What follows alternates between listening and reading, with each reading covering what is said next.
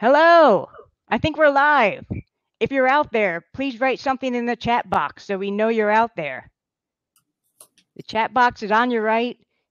Yay. All right. We have people. It's kind of hard to tell in this box of the internet that we're in. Want to say hello to everyone who's joining live. Thank you so much for being here. For everyone that watches this replay, thank you for watching. My name is Brooke. For those who don't know me, I specialize in training conservationists, how to apply behavioral science and marketing and communication strategies to start what I like to call conservation movements. I'm also really jazzed and enthused when I see innovations in the environmental space, which is very much why we are here today. Before we jump in, I want to do a little orientation on this platform, especially if you're not used to being in a crowdcast event. There's some different features here that you may not find in other webinars or live events. So as I pointed out, the chat box is on the right. Feel free to use this throughout the discussion and interview. Say hello to peers that may be on the call as well. You can put in anything you find interesting or exciting, or share thoughts or share other resources there. It's a great way to just keep the interaction and dialogue going. If you are online now, feel free to share where you're calling in from. Then we get a sense of where in the world people are calling in. I'm calling in from Poughkeepsie, New York. Sean, I think you're calling in from Canada. And everyone else, we'd love to hear where you're calling in from. So please don't be shy. It's a great way to warm up the chat box. We have a great group online today. Another function is towards the bottom. There is a place that says ask a question. This is where we would like you to actually pose questions to Sean. You can do this at any time during the interview, during the discussion. We will get to those towards the end, but you can ask them anytime, and you can even upvote questions that somebody else asked. If you're like, I really want to hear the answer to that, or yeah, that's the same question I had, go ahead and put that in there. And the last thing I will mention is there is a call to action button at the bottom that says submit an innovation suggestion. That is a selfish plug for me because I want to do more and more interviews like the one we're doing today, hearing about cool, innovative things happening in the conservation environmental space, especially ones that deal with technology and humans. So if you have suggestions, click that at the end of the interview, submit an idea, and I'll get those. So enough orientation. We did not get very many people telling us where you're calling in from, so there's still time to do that. Here, I'll do it too. Poughkeepsie, New York. You've heard of it. You get a bonus point. So I'm going to actually turn it over. My guest today is Sean Simmons. He is the founder of a very cool platform called Anglers Atlas, which is why we're here today to learn more about this. Sean, I'd love for you to introduce yourself and tell us about Anglers Atlas. Sure. All right. Well, thank you, Brooke, and welcome for coming to the webinar today. I'll start with just a little bit of background on me. My background is in limnology. I did a master's of environmental science at the University of Northern British Columbia a long time ago, about 20 years ago. I studied a specific lake around Prince George, Tabor Lake, that underwent massive fish kill in 1993. There were 100,000 whitefish that floated to the surface dead. And so that was a ready-made project for me to jump into. And so I was doing, limnological analyses, studying sinks and sources of phosphorus, looking at weeds. And while I was doing my research there, I realized the government collected some really interesting data on that lake. In fact, I did a regional lake survey to compare Tabor Lake with all the other lakes in the region and discovered that incredible bathymetric data that's available, fisheries stocking data, former or old fisheries assessments that took place that were literally collecting dust. And I thought, liking fishing myself, I knew that would be gold if you were into sport fishing and angling. So I set up a company after I graduated, Anglers Atlas, and started publishing recreational fishing maps across, just to start around Prince George, there's about 15 maps I started with. And then over time, we've been adding more and more data to the platform, where we now cover over 250,000 water bodies across the country. We've got some US data, but it's really quite sparse. The platform's really Canadian focused.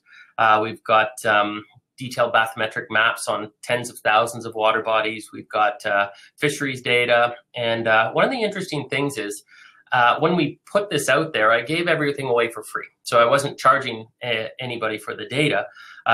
The idea was that I'd be able to generate revenue through essentially marketing. So I'd be able to work with local tackle stores, resorts, tourism organizations, retailers that connect with the sport fishing space, and be able to generate revenue through that channel. So that's essentially how the platform's grown. Now, a couple of years ago, we started noticing that a lot of our members really like to share information. They certainly love sharing photos. I mean, people love to brag about that favorite that fish that they caught. But they also like sharing other information. And about, I guess, just over 2 years ago, we started really aggressively collecting fish species data, simple presence, absence information. And now we've got data for thousands of lakes across the country where it's our members that are sharing that information back with us. So we've been able to sort of cultivate that citizen science activity with our members. And I've got a couple things I can show you later on in the presentation. And in particular, last year at the World Recreational Fisheries Conference, I was down presenting our crowdsourcing information and realized that there's a major gap in data when it comes to, stock assessments, catch per unit effort. If you think about Canada, we've got over 1 million fish-bearing lakes. What gets sampled each year is a small fraction. I mean, you may do a couple dozen creel surveys across the country, you do a few aerial surveys, but essentially that leaves the vast majority of these waters unmonitored. So I was thinking, if there a way we can leverage our online community who is out there fishing and who are passionate about conservationists, they're some of the strongest conservationists I know, yeah. And engage them and give them ways that they can share that information back. And so that essentially was sort of the foundation of our program called My Catch, which is basically angler reported fishing data, specifically with catch per unit effort associated with it. So we have a standard measure across the whole, every water body we can then have that standard measure for. And so that's essentially what we've been really focused on the last year, is how do we start scaling this up? And I can get into a lot of the details, but I think that sort of gives you enough of a high level that you can sort of start asking questions about. Yeah, and so you said so My Catch is the app. How long has that been out? Yeah, the app, and it is connected to the website. They're all the same platform, so the data gets fed into the common place or the same place. But we've launched that in May, so it's been about, I guess, 120 days essentially. We've had that platform up, and we've got initial results in.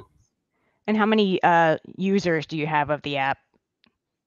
Yeah, well, it's I don't have the numbers broken down into app and web, but essentially here, maybe what I can do is I just do a quick screen share. We'll see how efficient this works, and I can show you some of the stats that we've been able to pull up. So let me know if you can see the screen. On my end, this looks great, and it looks like it's the central screen that everybody's seeing it. Fraser says it's also can see it, so it looks good. Awesome. Okay, so here's the data screen. So this will give you a sense of basically what we've been able to pull in for the last 120 days, essentially. So at a high level, you can see there's top left corner, 7,125 trips. That's an angler going out and saying, I was out for 4 hours on this lake. I caught three fish on this day. So just 4 key pieces of information, total catches. Here's the catch per unit effort, which is the standard measure we're looking for in this project. That we're going to be able to use to compare with other creel surveys. Nothing. That's average across all trips, all fishers. Yeah, exactly. That's just a very high level stat. We can drill down in a second, and then times nothing was caught. I guess I haven't really sort of shared with you sort of where the science is coming in on this. So as we were getting the project up to speed, I started working with a number of research scientists across Canada, and a few into the US, just figuring out what the data needed to look like, how the comparisons needed to get structured. for some validation, because we have to do some validation tests on the data as well. So basically, key information of having nothing caught came up early. So making sure that that was a stat that was included in that we were collecting. We have members who contribute, so these would be the app users, and then we have people who just visit the website, who fish a lake, and they're also given the opportunity to add data. So I don't know the 3,575 people specifically. So, you know, we can isolate that data and do some comparisons on it. But basically, I want data. So if you're just visiting the website, you fish that lake, I'm happy to collect that data. I just need to treat it a little bit differently, right? And so then you can see as we're going down, basically the species that have been caught at a high level. You can see the top water bodies. Then you can get a breakdown of the fishing trips reported over time, fish caught, catch rates. And here's where you can start drilling down to specific water bodies. Now, not everybody sees this.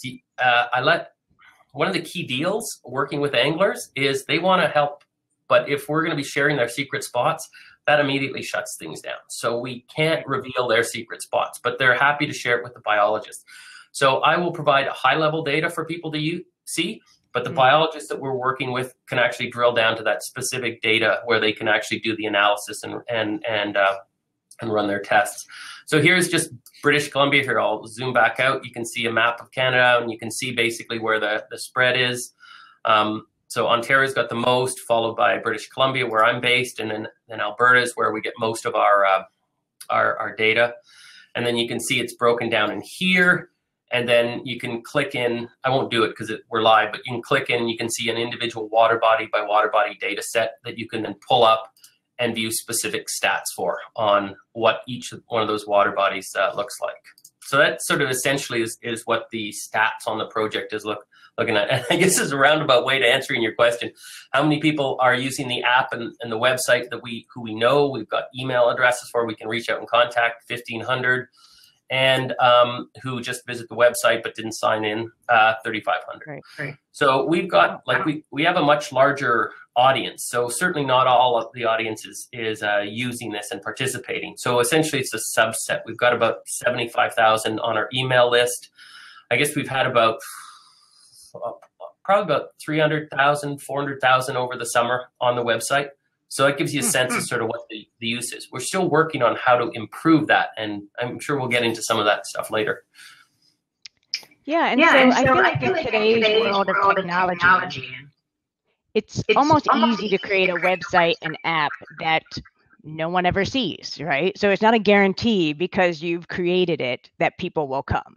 And, you know, especially with so much competition and other things happening, what have you done to pull in anglers to use this, to, send it out to the fishing world and actually get both members and non-members using this? Because that's always a sticking point. You can put a lot of energy and effort and time and money into building a platform, but it's not helpful if people aren't using it. So how have you gotten people to actually use this? Yeah, that is probably the major challenge. I mean, the technology is pretty easy to set up. It's how do we find ways to not only get people's attention, but then convert them to signing up as a member, and then retain them so that they continue to use the platform. And that really is where we spend most of our energy right now, is how to figure that out.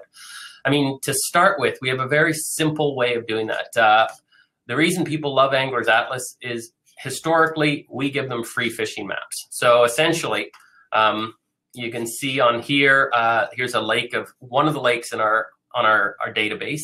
And on the left side are free maps where people can then see sort of a detailed bathymetric map that we've done up. You see some advertising around it, and then a write-up on that lake. And that's really what has been the original value proposition that we provided to anglers. Now that's since grown, but essentially it's making sure that you know what the reward is and how your end user responds to the reward. Is it something that really motivates them? Is it something they're kind of interested in, or something they're really interested in? And getting a better sense of that is really a core mission of ours. And so one of the ways that we do that is we build something, we put it out there, and then the most important thing is getting in front of our users then, making sure we get out of the office, we go find the users, well, maybe not literally out of the office, maybe calling them or doing a webinar or something, but making sure we have an opportunity to talk to them with in-depth discussions, very qualitative at this stage. I mean, it's not really the quantitative things I'm looking for. It's like, what are the things that make them get excited? That you can hear an excitement in their voice, or a real pain point that they illustrate, or something that might really upset them and turn them away. Those are the things we really only learn through discussions with our end users. And so we've actually got a structured approach towards how we do this, where each month we send out basically an email to the people who are our top contributors, because those are the types of people we want to be engaging more of, and send them out a certificate, so a small reward if you've contributed so many trips. Then from there, we ask them, are you interested in talking with us? We're looking at making improvements to the app or to the user experience, or the whole basically get a better sense of what their core motivations are and what we can do to adjust that. And we find that reaching out and getting in front of the user over and over and over again is really the way that we start to hone in on what are the core motivations and how we can help satisfy those core motivations, recognizing that we certainly have our own objectives in mind. So we have to be able to pair and bring alignment to our objectives and the motivations of the end users we're trying to recruit onto the platform. I don't know. Does that answer? It does. And I'll ask a few follow-up questions. I do want to flag that there are, some of the things that I tend to talk about a lot in my work on, motivating people to take action, and I just want to highlight some of the things you said that really fit into that. It's understanding the benefit to the user. Certainly providing something like a free map is very important to them. It's helpful for them. And their end motivation may not be, I'm using this or I'm getting on this because, I want to contribute to the world of conservation, which, admittedly tends to be a default assumption for conservationists, is people are giving altruistically for the good of the cause. That's an element of it, but providing something that they can use and they're interested in and that excites them, that usually gets far more adoption of a tool than anything else. I love hearing you talk about qualitative research, also a big plug of something I'm very passionate about. And I'd like to hear more about that. I'd love to hear what are some of the things you've learned in actually talking to users of this app and actual anglers, maybe those who haven't yet used the app. What have been some of your biggest insights from them on either what is awesome about the platform or what isn't working and what needs to get added in the next iterations? Yeah, good question. I'd say the things, and recognize, I view any sort of digital development, whether it's a website or an app or anything like that, like a marathon. And building it is not the end of the marathon. It's the qualifier. It gets you ready to start the race, essentially. And so the very first goal is getting something out there so you can then start measuring it, and both qualitatively and quantitatively. And so when we launched it in May, we knew it was just very basic. We just had to capture some basic information for our purposes, from the science perspective. We had to provide a tool for the angler that we assumed was going to be like a logbook, because we know logbooks are common already. We assumed that this would be a way for them to do it digitally, so they didn't have to carry around paper. But we also recognized that it was the very beginning of a very long process. So just getting it out there, having them have some very basic stats about the information that they're recording, and the ability to record it offline were sort of our mission. We put it out there, and right off the bat, we could tell there was an issue with the ability to mark locations. We had it buried. It wasn't immediately apparent for the user. So basically, they could easily tag a lake, so I'd say Tabor Lake, but they couldn't then easily add a marker to it. You had to go down into the secondary tier to do that. And so that was something obvious that we learned right away. Another thing that we learned is we had catch logs and trip logs sort of isolated because it made sense to us, but we realized as soon as we put it out to the users, it didn't make any sense to them. It was all sort of the same thing, so we had to find a way to better integrate that.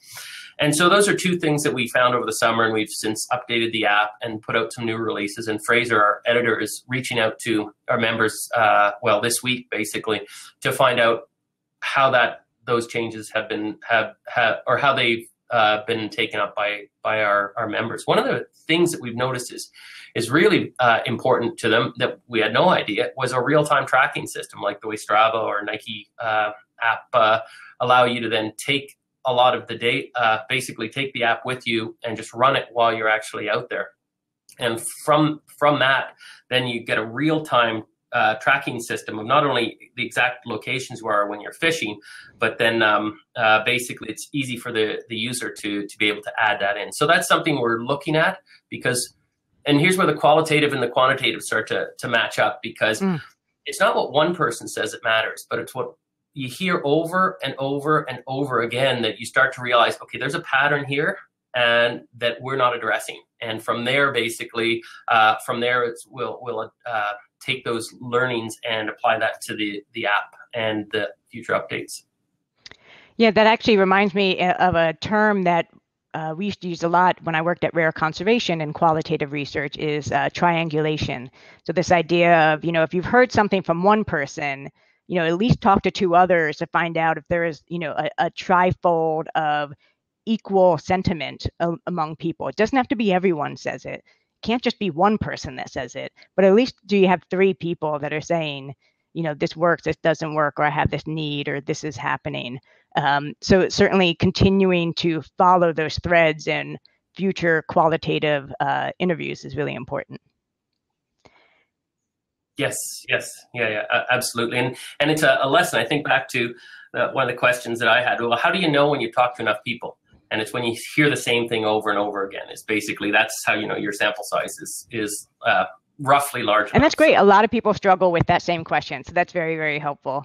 So we talked about, and you mentioned this before, that, fishers are notoriously secretive about their locations, how well they're doing, their secret tricks to catching more fish. How have you been able to overcome that? We would call that basically a barrier to adoption here. How have you helped overcome that and, ensure those fishers that they're not giving away their trade secrets? Yeah, and I'd like to, I guess, probably break it down into groups. I see it. There's three distinct groups. There's a small group on one side, maybe 10%, and I'm just ballparking it here, that will share, and they'll share. They're happy to share, and they have no qualms about it. So there's a small section that does that. I'd say then there's the majority section that will share with their buddies, the close friends that they trust, but nobody else.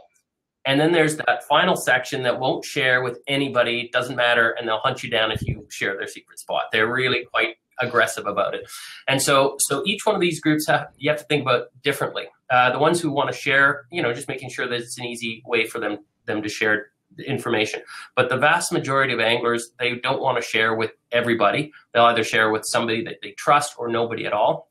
And so making sure that we're able to satisfy that need, because we won't get buy-in if they think their information is going out there. So the way we've structured it is we'll provide high-level stats, like we showed earlier, in terms of here's the global stats on what's coming in, because getting information back as a contributor is a very important part of that reward system for the users, is making sure that they see they're part of a larger thing, and that their information's not just going off into the ether and being ignored. Making sure we reconnect with those users and provide them information about the project is really critical in getting their long-term commitment onto this.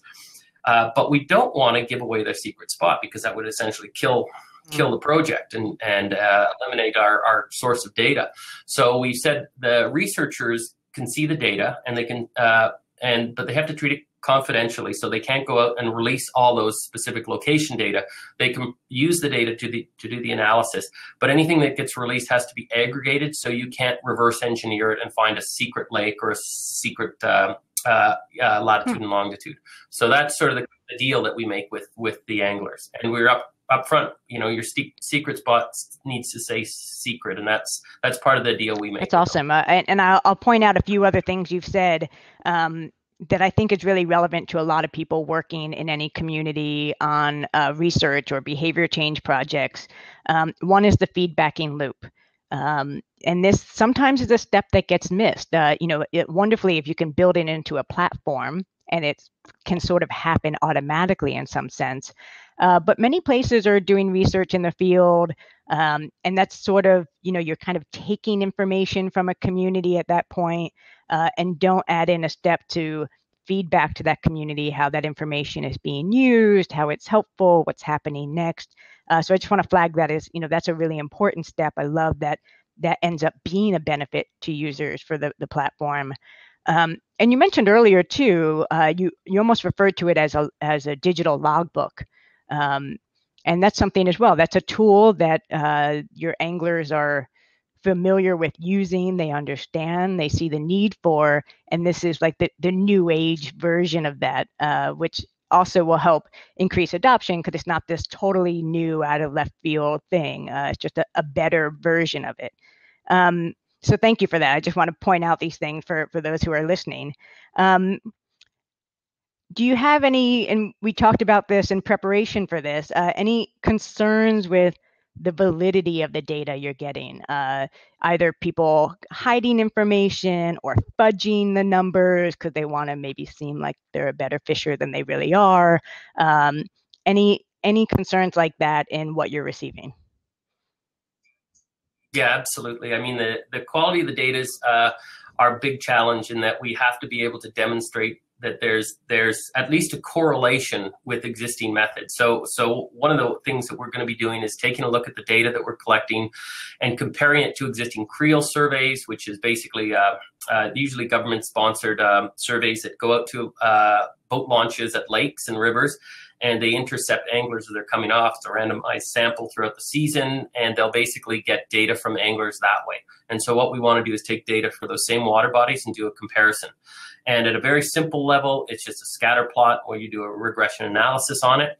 We're also in talks with a number of other statisticians, biometricians, about other ways that we can do the analysis. In fact, I've got a meeting on Monday to go over a Bayesian model for doing comparisons. And so I know enough to get myself into trouble because I've got a little bit of background in this, but this is where I really need to bring on the research partners who've got a lot of experience in this so that we can actually run these tests. And the nice thing is we're getting data, so now we can be running tests all across the country for any place that's getting that has other data sets that use traditional methods where we can do some comparison and analysis on. And Sean, previously you showed me some screenshots. I don't know if you have them available where other users could like agree or disagree with someone's logging of data that there's a certain species in a certain spot. Are you able to show that now at all? I thought that was really fascinating. Yeah, let me find that screen. That was. So I guess a little bit of context, when people are, or anglers are on our website and looking at individual water bodies. So maybe what I'll do is I'll start back with this example. So this is a small lake around Prince George, and essentially every water body in our system has the same sort of layout. There's a home page where the water body is identified, map markers shown, maps. Then there are a series of tabs with some information, free maps, and then the fish species. So on this tab, you can see there's basically all the species that our members have confirmed. So 27 have confirmed rainbow trout, 22 kokanee, 1 white sturgeon, 1 brook trout, 1 northern pike minnow.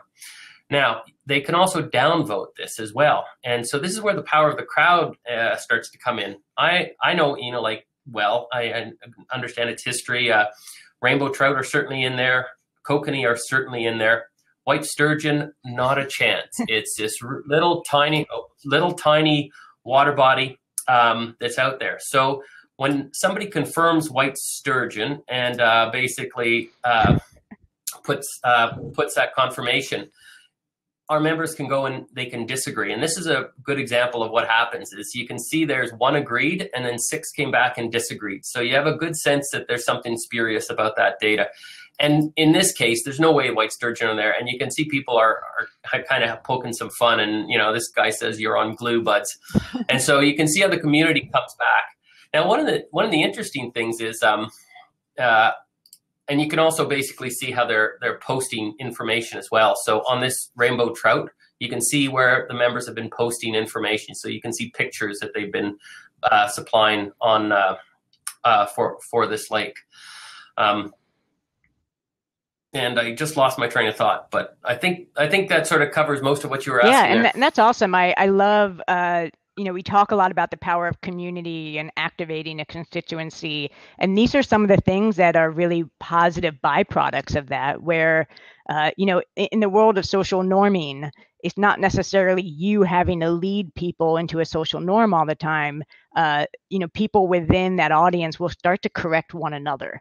And this is sort of a case of that, of like, hey, buddy, I don't think that's true. Like, you don't have to step in as the authority figure.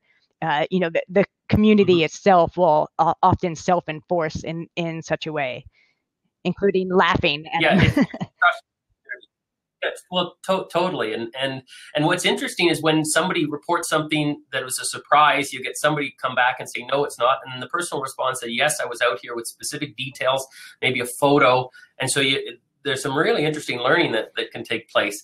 Now, making sure that people aren't being hostile about it. And so we have to certainly monitor for that. But so let's. I find, sorry, go ahead. I was just finding most people that post, we know who they are, so we can reach out and send them an email. If there's an issue, we can go and say, okay, well, we're kind of concerned about this data and how it's coming in. I guess one other thing in terms of some of the data that's coming in, we've actually got filters as data's coming in. So there's certain characteristics. If somebody's catching 100 fish an hour, we immediately flag that, because there's no way that would be possible. I mean, physically not possible. And so there's certain cutoffs and filters that we apply on the data just as it's coming through. And any of that quarantine data, then we go and we look at deeply. And where Fraser basically is part of our, Fraser Hayes, part of our team, he'll actually look at that closely and see, okay, is that stuff we need to reach out and get confirmation on, or can we infer there, it was right beside that stream, so even though it wasn't on that water, it would naturally be associated with that water.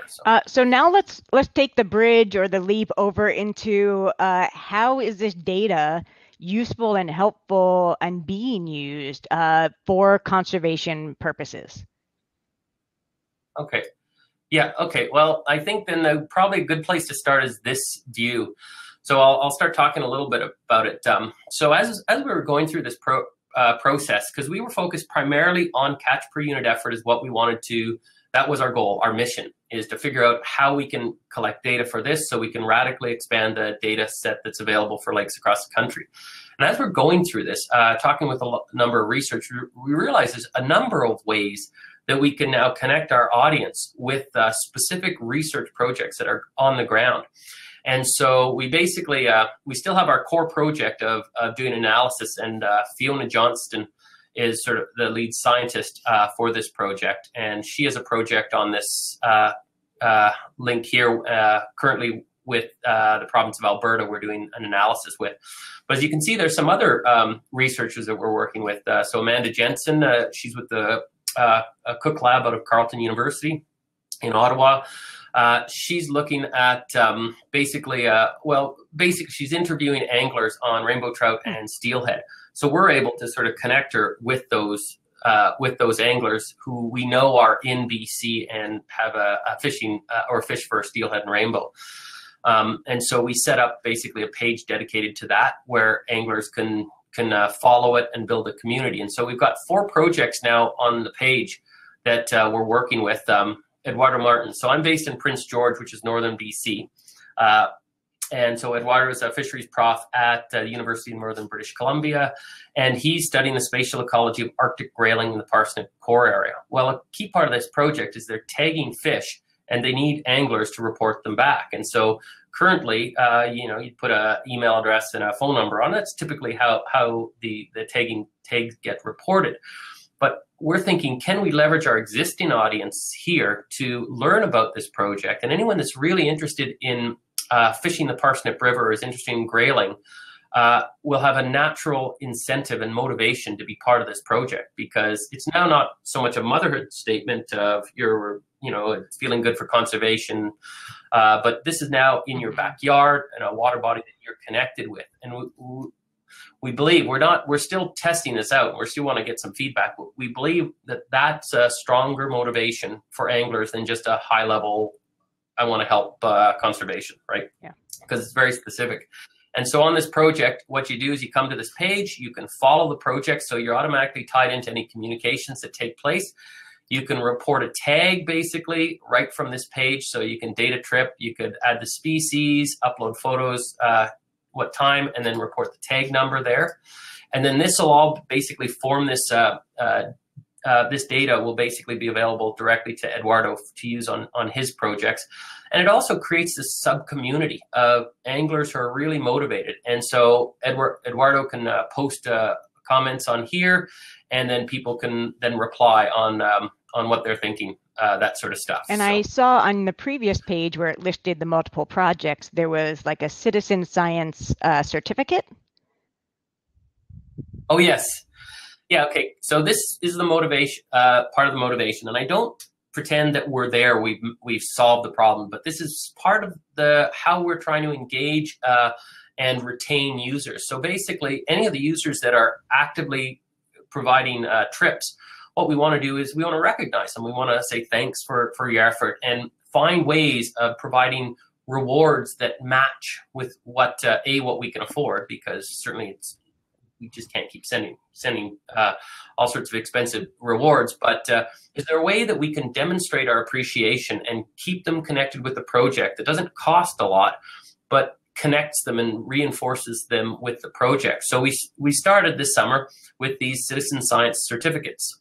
So if you've done 5 trips or more, basically at the end of each month, we'll basically create a certificate for you, basically with your name, the number of fish you reported, and what your catch rate was. And then we basically recognize these people on this page. So and so we've got 3 people recognized. Tracy, 29's done 39 trips.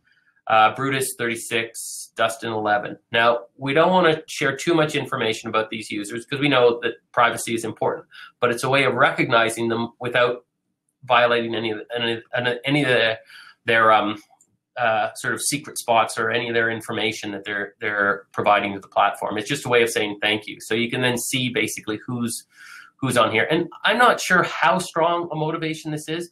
We're basically running this 3 months. So basically, as we're talking with these anglers more and more, we'll get a sense, is this a strong motivation or a weak motivation? And it's always important to think, how significant is the motivation? Because it's easy to say, yeah, I'm interested in conservation. In the same way you're interested in helping the Salvation Army as you're leaving over Christmas, right? You'll put some change in the jar, but it's not a really strong core motivator that makes you go, like, you go to the supermarket to buy a loaf of bread. So you're motivated to go there and to spend on that loaf of bread. You're not as motivated to donate. You might donate on your way out. So that's the way I look at it. So really understanding how strong those motivations is really important in understanding your audience and how you're going to recruit and retain them over time. This, I think, on a scale of 1 to 5 motivation, it might be a 1 or a 2. It's not that strong, but it's one thing we can do that's fairly easy and provide some sort of reward. And we're looking at other things. Certainly, you can see here it's a bit of a gamification, that there's a leaderboard. So who's the top contributors? I'm not sure if that's the appropriate incentive to provide here. We'll test it out. We'll see if we can get more motivation. We think sort of a strategy of leveling up, where the more you contribute, the more access to maybe some data that you get, or get entered to win a prize or that sort of thing. So we'll be testing those out over the next couple of months. Yeah, I very, very much respect and appreciate your mindset on testing these things. So putting it out there, let's say the certificate, putting it out there, but then not stopping at that and saying, we will be asking, how motivating is this? How much do you appreciate this recognition? And continuing to explore, what the added value actually is and what it is, and then where does it fit in? Same with the leaderboard. In a lot of the work I've done, those sort of those moments of recognition often don't prompt the initial behavior, but can be kind of a nice enough thank you to say, okay, I felt good doing it. I've been recognized doing it. So therefore, I'm more or less likely to do it again. And I would encourage everyone who's out there who's listening, if you have volunteers, donors, members, contributors, to trial something like that. Just either these are our top 3, or here's a little certificate to say thank you, because it can help people feel validated enough to repeat that same action or behavior, which is really ultimately what you want. So Sean, what is, this will be my last question before I know that there's 2 questions in here, so we'll get to those. What is next for Anglers Atlas and MyCatch? Oh, well, I think I touched on it a little bit earlier, focusing on some of those next iterations of the real-time catch, and we're still in the process of looking at what the design needs to look like for that, so that it's effortless. I mean, probably the easiest thing is just to sort of take what's already out there for running and adapt something similar to fishing.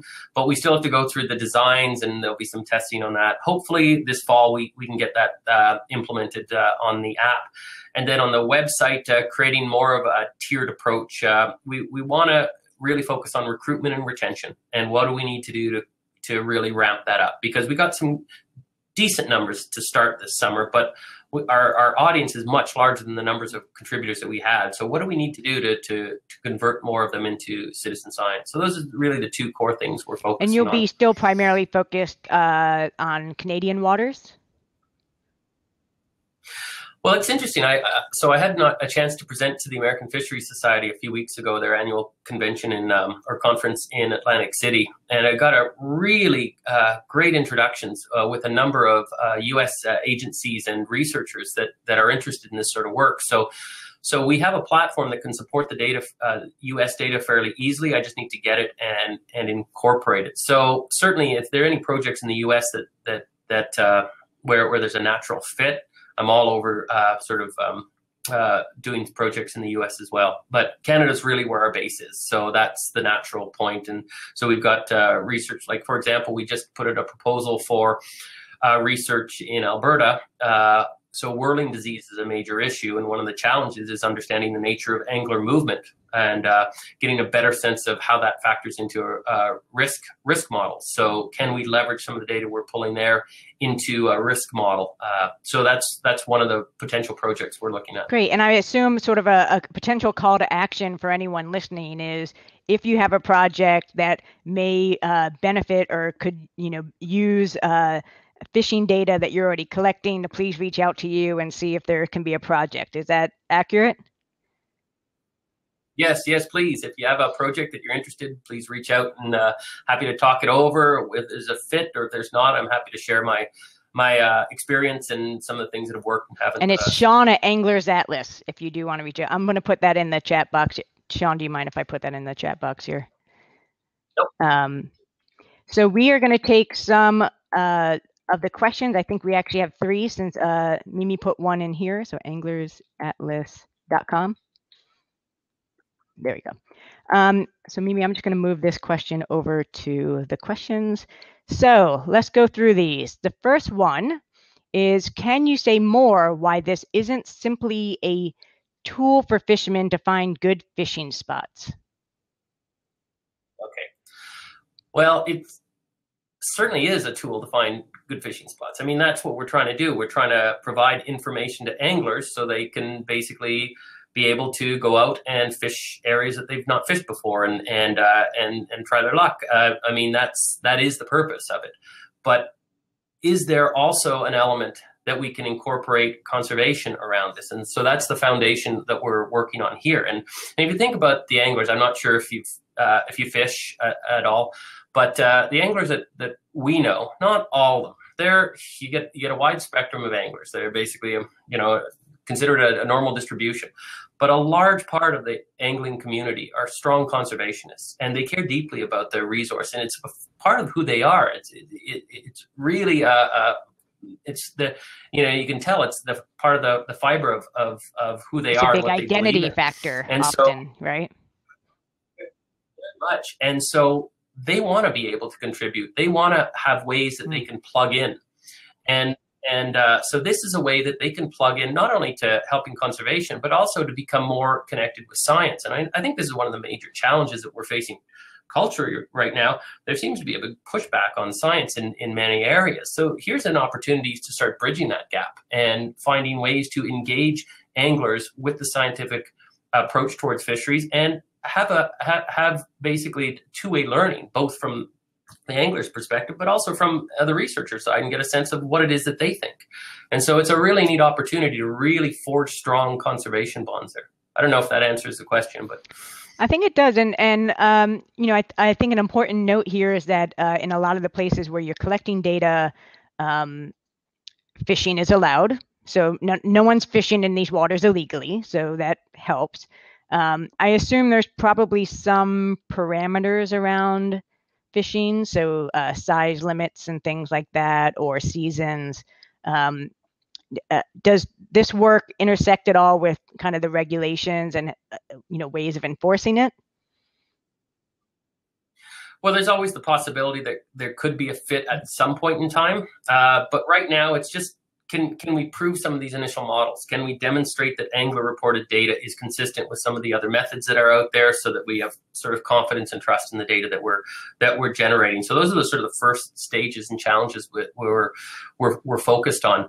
How this evolves over time, I know there's an app out of Florida, iAngler, that they've worked closely with some of the regulators and been able to sort of use some of that data and adjusting towards the regulations. Now, that's sort of not our core focus right now. We just want to be able to prove some, you know, we're still at the early stages in terms of what we want to be able to prove. But I firmly believe that there's a strong opportunity to really forge build a community of strong conservationists with the angling community, and that are really dedicated towards scientific knowledge. And in terms, I guess one of the things that comes up quite a bit is, is this going to affect the resource? And one of the things you learn as you're talking to a lot of anglers, not all of them, but a lot of them, they want a long-term, healthy, sustainable fishery. And so it's really important for them that the regulations get applied appropriately, and that they've got a fishery into the future. So there's alignment with a lot of those values that they come with. Awesome. So a question here, this is from Mimi. I hope I'm saying that correctly. So she says, great conversation and what a cool interactive platform. Is funding primarily from the research institutes? And I know, Sean, you mentioned marketing before. Where is most of the funding source coming from, or what is the combination of the portfolio of funding? Yeah, so right now, since this is primarily my initiative as part of Anglers Atlas, my initiative, our team, basically. We have some developers, an editor, user testing people, but most of the funding is coming right now from the business. So we've got clients like Bass Pro and Canadian Tire, some other retailers, tourism organizations that basically do marketing, and that's where most of the funding is coming up till now, because we're just getting started.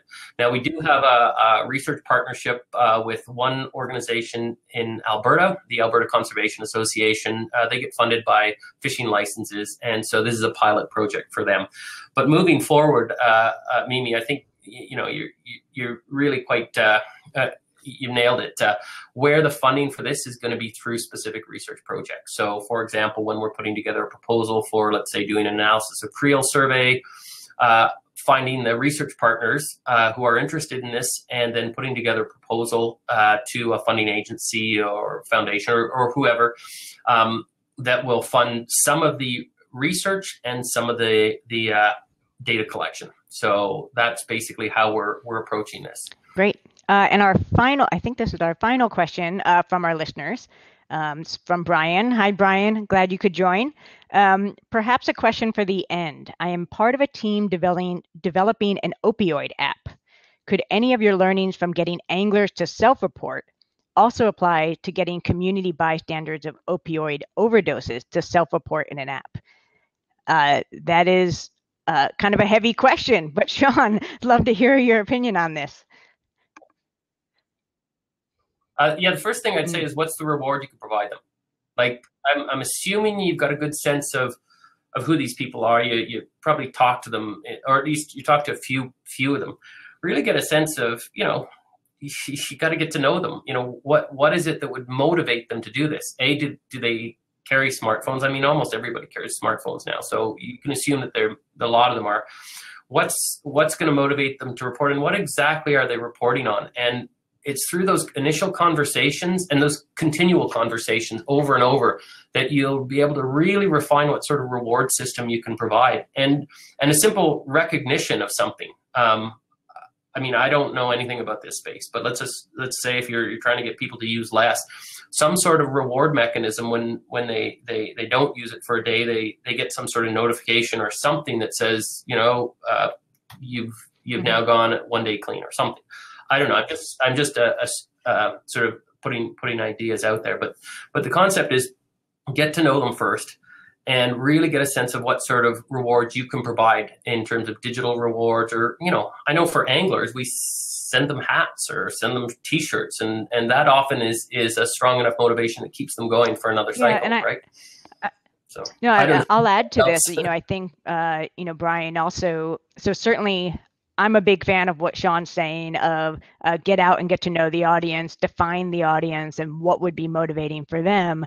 In a situation like this, there could be some benefits of potentially protecting a life or saving a life, and kind of some of the stewardship, do the right thing elements could be motivating in there. Also potentially contributing to healthier communities and neighborhoods by reporting such things. So it really depends on what you're asking them to do. Like Sean said, that what are they reporting, and why is it in their best interest to do it? Something that is personally meaningful for them.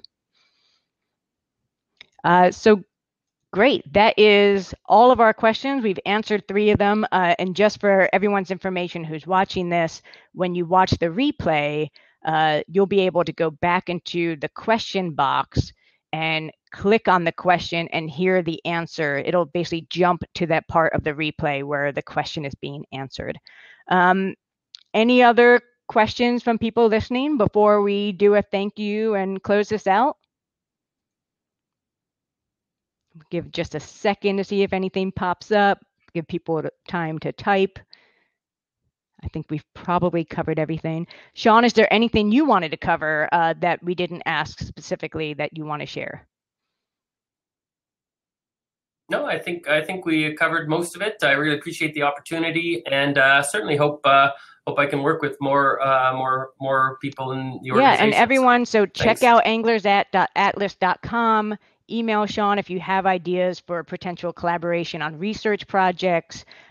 Click on this button and submit an idea to me if you have other environmental innovations you know of. I would love to hear about them.